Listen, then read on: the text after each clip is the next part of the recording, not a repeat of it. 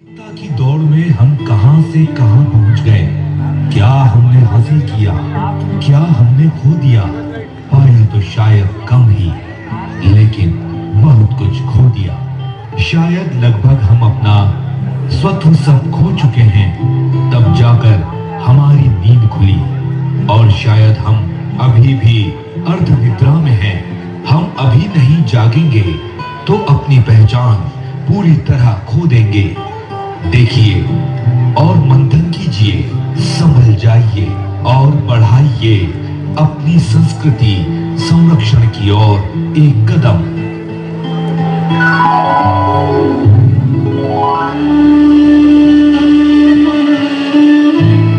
ये हैं हमारे पड़ोसी वर्मा जी भारतीय संस्कृति के संवाहक, दिव्य व्यक्तित्व। और उनकी पत्नी साक्षात ममता की मूर्ति। उनके बच्चे इतने आज्ञाकारी और सुशील, जैसे कि सद्गुणों की गंगा बह रही हो।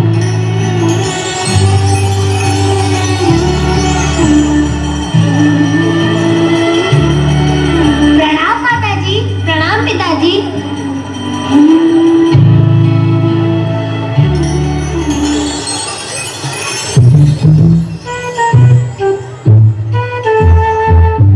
और ये है हमारे पड़ोसी शर्मा जी। विदेशी संस्कृति का भूत चढ़ा है इनके सिर पर। और उनकी आधुनिक पत्नी एकदम लापरवाह। उनके बच्चे सिर्फ जिद्दी, ढक चढ़े और घमंडी।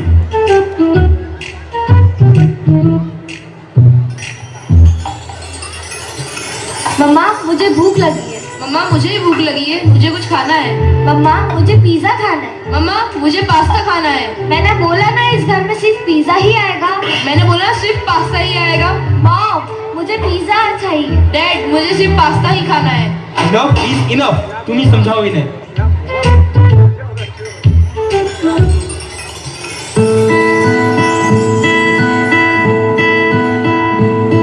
अब ये बच्चे बड़े होकर पढ़ाई के लिए स्कूल जाते हैं।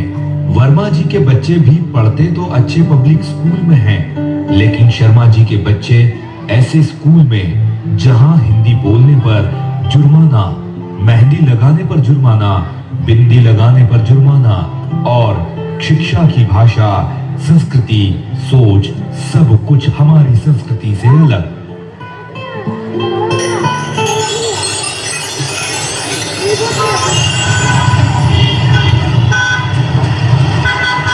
ये देखो पब्लिक स्कूल के बच्चों को कैसी बिंदी लगा रखी है। अगर हमारे स्कूल में लगा ले तो पनिशमेंट तो मिलती ही है। इनके हाथ तो देखो कैसी मेहंदी लगा रखी है। ऐसा लगता है जैसे कहीं कीचड़ में से गंदे करके लाए हैं। ए हेलो, व्हाट्स योर नेम? मैं शिवा। मैं नंदिनी। इनके तो नाम भी ऐसे ही है।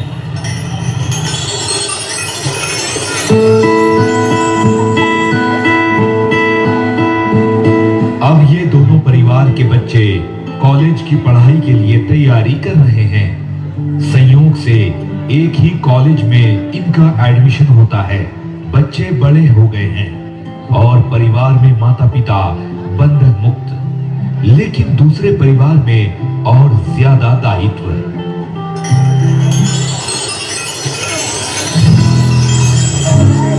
बच्चों, आप लोगों ने अपना टिफिन लिया? नहीं माँ, हम बाहर से खा लेंगे। रुको, मैं अभी ला कर देती हूँ। बच्चों, पढ़ाई कैसी चल रही है? अच्छी पिताजी। ये आपका टिफिन और ये आपका टिफिन। और हाँ, बाहर का खाना बिल्कुल मत खाना। बाहर का खाना सेहत के लिए हानिकारक होता है। और चलो, हम तुम्हें कॉलेज छोड़ने चलते हैं।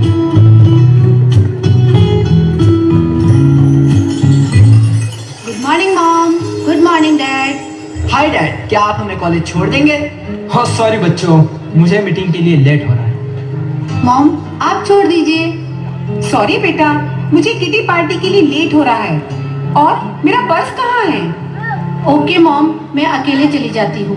और हाँ, मुझे आते टाइम लेट हो जाएगा, सो डोंट पैनिक। और मुझे क्रेडिट कार्ड और कार की चाबी दे दीजिए। ओके, वो बैग के पास रखी है, जाओ ले लो। Thank you mom. Oh no no no no, मेरा हेयर स्टाइल खराब हो जाएगा।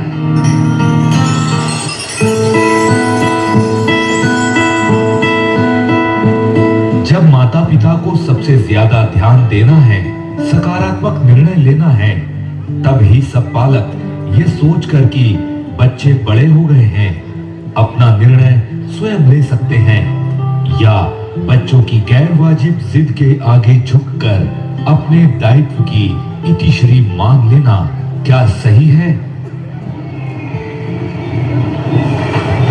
वर्मा जी, आपको दीपावली की शुभकामनाएं। आपको भी बहुत बहुत शुभकामनाएं भाई साहब। आइए ना भाई साहब, आइए कुछ मीठा लीजिए। प्रणाम काका जी। प्रणाम काकी जी। शर्मा जी, दीपावली पर कहाँ जा रहे हैं? आइए मुंह मीठा कीजिए। Thanks same to you. We are going for outing. Hi uncle, hi aunty.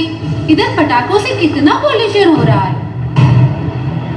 Oh god, too much pollution is here. Will celebrate new year together. Bye bye, happy Diwali.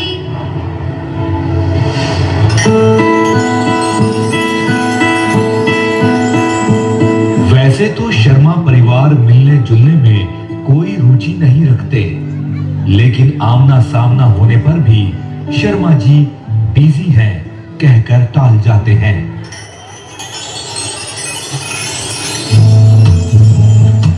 अरे शर्मा जी, कभी आइए ना घर पर, बैठकर चाय पियेंगे।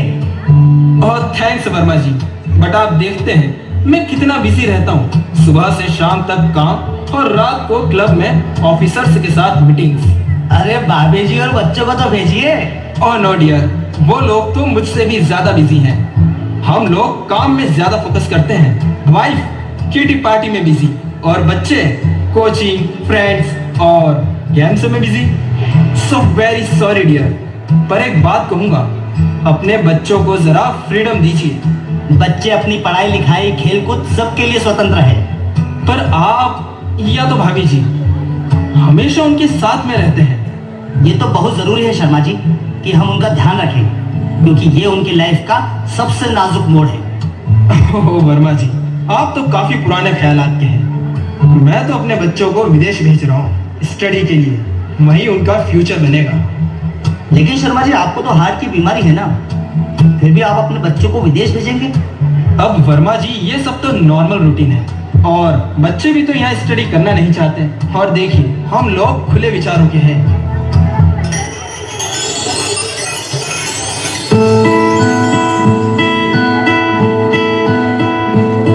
शर्मा जी के बच्चे पहले बेंगलोर और फिर यूके पढ़ाई के लिए जाकर वहीं सेटल हो जाते हैं।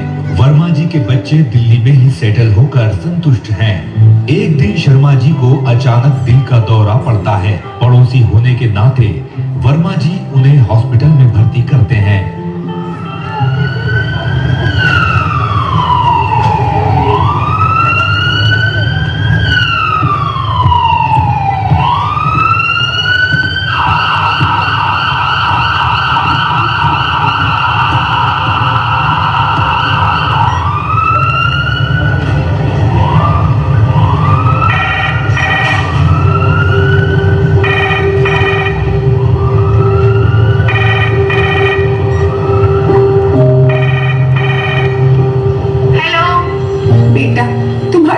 हार्ट अटैक आया है। मैं यहाँ बहुत अकेली हूँ, प्लीज तुम जल्दी आ जाओ।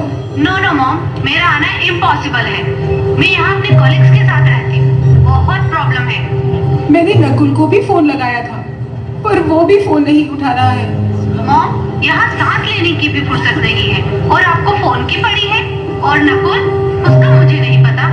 मॉम, मैं भी नहीं मिल पाती हूँ उससे। तो प्रिया, तुम्हारे पापा बहुत सीरियस है, प्लीज ट्राई टू अंडरस्टैंड।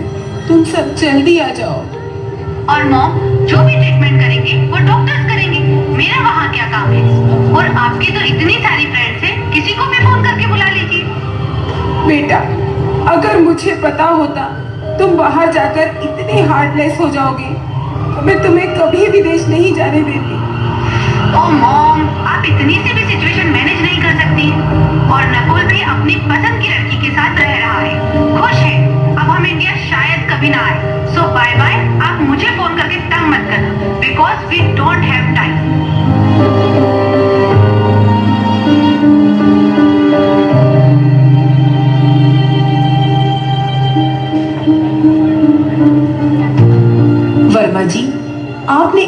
बच्चों को बहुत अच्छे संस्कार दिए हैं। काश हम भी अपने बच्चों को इतने अच्छे संस्कार दे पाते।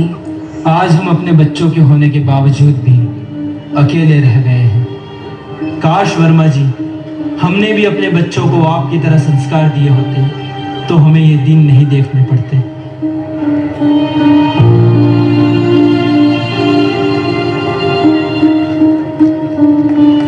ये संपूर्ण कहानी हमारी दृष्टि इस बात की ओर करती है कि क्या हम अपने बच्चों के लिए सकारात्मक दृष्टिकोण के साथ उनका पालन पोषण कर रहे हैं, उन्हें अपनी संस्कृति से अलग कर रहे हैं या उन्हें अपनी संस्कृति के साथ जोड़ रहे हैं।